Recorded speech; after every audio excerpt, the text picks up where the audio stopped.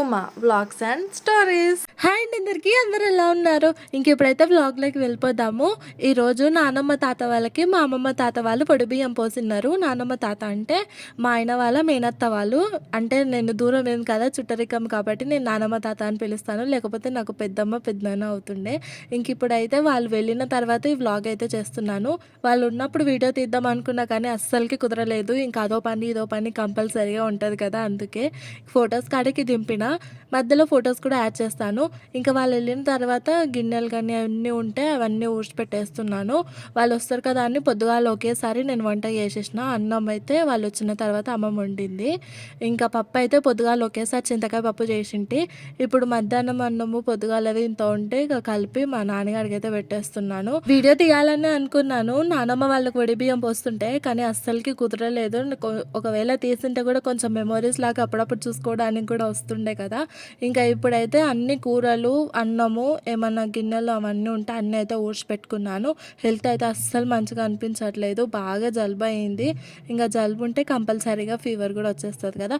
మా తాత ఆఫ్టర్నూన్ ఇంటికి వచ్చేటప్పుడే కార తీసుకొచ్చిన్నాడు. అది కొల్లాపూర్లో బండి మీద అమ్ముతారంట, చాలా బాగుంటుంది టేస్ట్. ప్రతిసారి తీసుకొస్తాడు. ఇంకా నేను ప్రెగ్నెన్సీలో అయితే మా తాతని అడిగి మరీ తెప్పించుకుంటుంటే చాలా తినబుద్ధి అవుతుంది. ఇప్పటికైనా సరే నాకు కారలో ముఖ్యంగా చకోడీలు ఉంటాయి కదా, అవంటేనే చాలా ఇష్టము. మా తాత తెచ్చినప్పుడల్లా నా కోసం అని సపరేట్గా చకోడీలు అయితే పక్కా తీసుకొస్తాడు. ఇక్కడైతే ఆ పేపరు కింద పడుస్తాను కదా, అంతే అన్నం గిన్నెలు కూరలు ఏమన్నా పెట్టడానికి అని సపరేట్గా అసలు ఎంత నీట్గా పెట్టినా కానీ ఇంకా పేపర్ ఒక రోజుకి 2 రోజులకి మొత్తం నల్లగా అయిపోతుంది. డే బై డే కంపల్సరీగా చేంజ్ చేస్తున్నాను పేపరు. ఈడ అశ్వత్థామ గారు బాగా సతాయిస్తుంటూ ఏమైందంటే బిస్కెట్ అడిగితే ఇచ్చినాను, కానీ అవి వాటర్లు అద్దుకొని తిని మొత్తం అక్కడ గిన్నెల మీద వేసిండని నేను అరుస్తున్నాను. నేను ఎట్లా తోమేటిది అది, కాకపోతే నాకు చిరాకుగా అనిపిస్తుంటుంది. ఈడ మా మూడో అమ్మమ్మ ఇంటికి వచ్చేటప్పుడు మామిడికాయ చట్నీ అడిగితే తీసుకొచ్చిండే. ఈసారి మేము పెట్టుకోలేదు, పోయినసారి పెట్టుకుని కానీ చిన్న డబ్బంతా పెట్టినది అమ్మమ్మ, ఒక 5-6 కాయలు అంతే. అందుకే ఈసారి అడిగితే అమ్మమ్మ తీసుకొచ్చింది. ఈ ఫోటోలు ఏమో మొన్న పెద్దరామాస నాడు పెద్దలకు పెట్టుకుంటారు కదా అప్పుడు పెట్టుకున్నవి. ఈ ఫోటోనేమో మా అమ్మమ్మ వాళ్ళ అమ్మ నాన్న, ఆ పక్క ఈ ఫోటోనేమో మా తాత వాళ్ళ అమ్మ నాన్న. నాకు ఇద్దరు అమ్మమ్మ తాతలు అవుతారు నాన్నమ్మ తాతలు అవుతారు నాకైతే గుర్తుకు లేదు. ఇక్కడైతే మొత్తము పైన అన్ని గిన్నెలు అన్ని సింక్లో వాడేసినాను.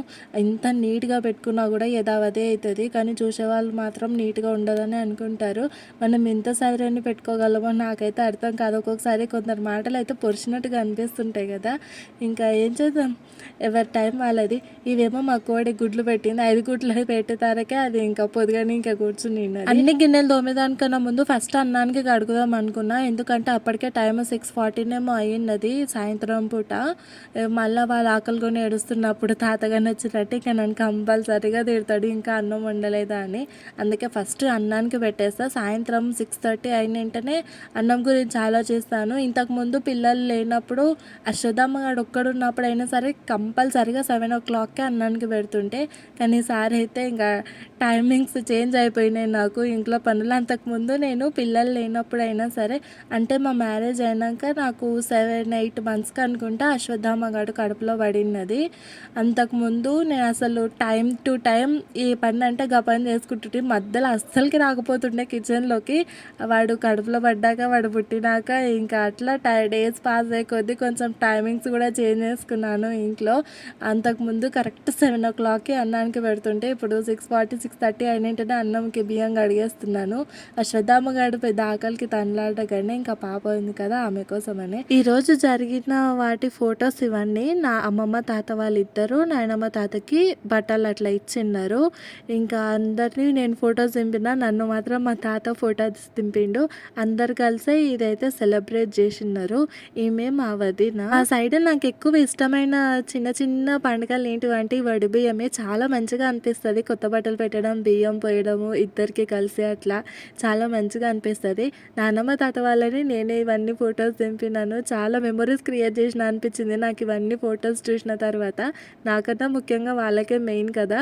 అట్లా బియ్యం పోసుకున్న తర్వాత ఒకసారి బయటికి వెళ్ళొచ్చినాక ఇంకా గుమ్మానికి బొట్లు పెడతారు కదా, అట్లా ఆడ బొట్లు పెట్టినారు. ఇంకా వచ్చి మళ్ళీ కూర్చోబెట్టిన తర్వాత బియ్యం కిందికి దింపే ముందు హారతి ఇస్తారు.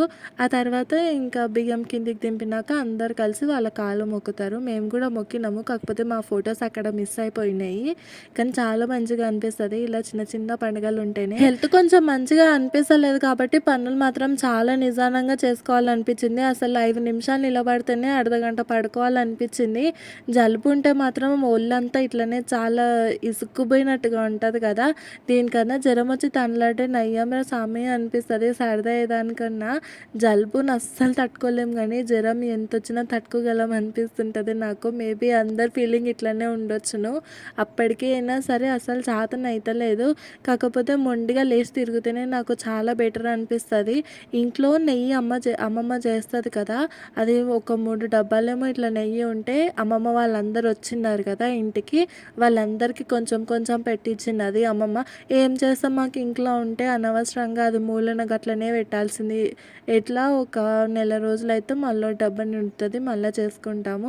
అంటే ఈసారి మరి అంత ఫాస్ట్‌గా అయితే నిండదులే. ఎందుకంటే పాలు ఈసారి హాఫ్ లీటరే తీసుకుంటున్నారు. ఇంతకుముందు లీటర్ తీసుకుంటుండే కాబట్టి అమ్మమ్మ బాగా నెయ్యి ఫాస్ట్‌గా అయితుండే. మీగడ ఎక్కువ నిండి ఎక్కువ నెయ్యి కూడా అయితుండే. ఈసారి చాలా తక్కువగా ఎందుకో పాల ఫాల్ట్ కూడా అనిపించింది మాకు. ఒక డబ్బంత నెయ్యేమో ఇంక మొత్తం అమ్మమ్మ వాళ్ళకే పోషిచ్చినది అమ్మమ్మ. మిగతా ఏమన్నా ఉంటే కూడా నేను హైదరాబాద్‌కి పోతే నాకు కంపల్సరీగా ఇచ్చా పంపిస్తది.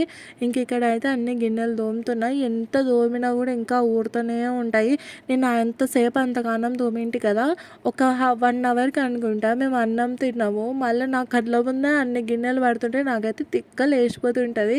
అసలు తోమే కొద్దీ పడుతుంటే ఇంక ఇదే పని కదా! ఇంకేం పని లేదు కదా అనిపిస్తది. వంటలైతే ప్రస్తుతానికి అన్నం కాడికి పెట్టింటి. అన్నీ చూసినా అంటే పప్పు పొద్దుగాలది కొంచెం ఉండినది. ఇంకా మూడో అమ్మమ్మ మామిడికాయ చట్నీ తీసుకొచ్చిందంట కదా! ఇంకా ఆ చట్నీ కూడా ఉంది కదా అన్నట్టుగా వంట అయితే ఇంకేం చేయాలనుకోలేదు కూరలు. అందులో అమ్మమ్మ ఎల్లిపాయ కారం మొన్ననేమో చేసినది. మంచిగా వేడి వేడి అన్నంలో ఎల్లిపాయ కారం వేసుకొని ఇంత నేనన్నా నెయ్యన్నా వేసుకొని తింటే దానికన్నా అద్దరిపోయే టేస్ట్ వేరే ఏది ఉండదు అనిపిస్తుంది నాకు ఒక్కొక్కసారి. అందుకే ఎప్పుడన్నా కూరలు కొంచెం తక్కువ అనిపించినా కానీ ఎల్లిపాయ కారం ఉంది కదా అన్నట్టుగా ఇంకా వదిలేస్తాను. ఇంకా ఇప్పటి నుంచి ఇంకొకటి యాడ్ అయిపోయింది నాకు మామిడికాయ చట్నీ.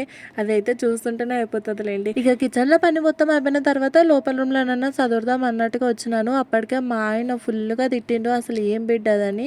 కానీ ఎంత చదివినా పిల్లలు మాత్రం ఊకుంటారా? పదే పదే అది ఎక్కడము దుంకడము పాడు లేపడం.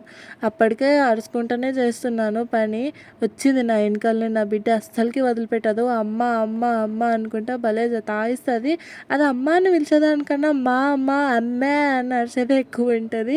నిజంగా చిన్నపిల్లలు ముఖ్యంగా ఆడపిల్లలు అసలు ఎంత రౌడీలు ఉంటారు కదా! మగపిల్లల కన్నా చూసుకుంటే ఆడపిల్లలే పెద్ద రౌడీలు ఉంటారు. అన్నం అయింది కదా అని ఇంక మధ్యలో పోయి అన్నం ఒకసారి బంద్ చేసి వచ్చినాను. ఇంకా మొత్తం దులుపుతున్నా. అసలు మా ఇంట్లో ఎన్ని ఎర్రచీమలు అంటే ఎవరి ఇంట్లో ఉండవు అన్నట్టుగా అనిపిస్తుంటాయి. ఎక్కడ చూడు ఎర్రచీమలే. ఎంత రుద్దు ఎర్రచీమలే. రుద్ది రుద్ది చాక్ పీస్ అరిగిపోతుంది కానీ ఆ చీమలు మాత్రం పోతలేవు. మేబీ దానికి తిని తిని కూడా అది చాక్ పీస్ అలవాటు అవుతుందేమో నాకైతే అర్థమైతలేదు. అసలు ఈ చీమల బాధ ఎట్లా పోగొట్టుకోవాలో నాకు అర్థమైతలేదు. ఇంతకుముందు ఏమనుకుంటున్నానంటే చాలామంది గండు చీమలు కానీ చాలా వరకు ఇంట్లో ఎక్కువ తిరిగినాయి అంటే ఎప్పుడో మొక్కుకొని వదిలేసుకున్నామేమో ఇంకా మొక్కు తీర్చుకోవడానికే ఎట్లా ఎర్రచీమలు లేచినాయేమో అని ఆలోచిస్తుండే కొందరు. ఇప్పటికీ మా అమ్మ అట్లనే ఆలోచిస్తుంది. ఇంట్లో గండు చీమలు కానీ వచ్చినాయంటే ఇంక ఇక్కడైతే బెడ్షీట్స్ ఎప్పుడు మనం బెడ్ మీద ఎంత నీట్గా సెట్ చేసుకోవాలనుకున్నా ఒక్కోసారి కుదరదు కదా! అంటే వేళ్ళు బెడ్షీట్ లోపలికి అట్లా పెట్టి కుక్కడానికైతే సెట్ కాదు కదా! అందుకే నేను అట్లా దువ్వానతోనే లోపలికి ఒత్తుతాను. ఈ ట్రిక్ నాకు ఎప్పుడో మా అక్క చెప్పింది. అది నాకు కొంచెం రీసెంట్ డేస్ నుంచి బాగా అలవాటు అయిపోయింది. ఇట్లా కొంచెం లోపలికి ఫోల్డ్ చేసుకొని బెడ్షీట్ ఇట్లా పైకి బెలూన్ లాగా లేస్తుంది కదా! అది కూడా ఇట్లా దువ్వానతోనో లోపలికి ప్రెస్ చేసినామంటే బెడ్ చూడడానికి చాలా నీట్గా కనిపిస్తుంటుంది. ఒకసారి మీరు కూడా ట్రై చేసి చూడండి. ఇంట్లో ఇలాంటి చిన్న చిన్న ట్రిక్స్ మనం యూస్ చేస్తేనే ఒక్కొక్కసారి చాలా మంచిగా అనిపిస్తుంటుంది. బుర్ర పెట్టి ఆలోచించాలి కానీ 1,00,000 ఐడియాలే ఉంటాయి. కానీ మనకేమో మైండ్ ఒక్కొక్కసారి పనే చేయదు. ఇంట్లో పని చేసుకోవడానికైనా మైండ్ పని చేయదంటే ఇంకా వీటి గురించి ఏం లేండి. ఎప్పుడో మా అక్క చెప్పింది కాబట్టి నాకు మొన్న మొన్న గుర్తుకొచ్చి నేను కూడా ఈ ట్రిక్ యూజ్ చేసినాను. దీని మీద నేను షార్ట్ వీడియో కూడా పోస్ట్ చేస్తాను. మంచిగానే వ్యూస్ వస్తుంది అనుకున్నా కానీ అది ఎక్కడో దొబ్బేటట్టుగా ఉంది. ఇంకా చూడండి చూడటానికి అసలు ఎంత నీట్గా కనిపిస్తుందో. వడి బియ్యం పోస్తే కాళ్ళకి పసుపు పెట్టాలి కదా అందరికీ. అట్లా నేను అందరు అమ్మమ్మ వాళ్ళకి కాళ్ళకి పసుపు పెట్టినింటి. ఆ మ్యాట్లు కూడా ఉండేటివి ఏమైనా ఉంటే అవన్నీ కూడా ఇట్లా నీళ్ళలో నానబెట్టేసిన రేపు చేసుకుందాంలే పని అన్నట్టుగా. ఇంకా వాళ్ళ ఫొటోస్ మాత్రం ఆ గోడకు ఒకరివి ఈ గోడకు ఒకరివి నాయనమ్మ తాత వాళ్ళవి అయితే పెట్టేసినాను. బంతిపూలు మాల వేస్తే చాలా రోజుల వరకు అట్లనే ఉంటాయి కదా. ఇక్కడైతే నేను సెల్ఫీ వీడియో తీసుకుందామని పోతున్నా కానీ అది ఎక్కడెక్కడనో పోతుంది. ఇంతేనండి వీడియో నచ్చితే లైక్ చేయండి. మరిన్ని వీడియోస్ కోసం సబ్స్క్రైబ్ చేయండి.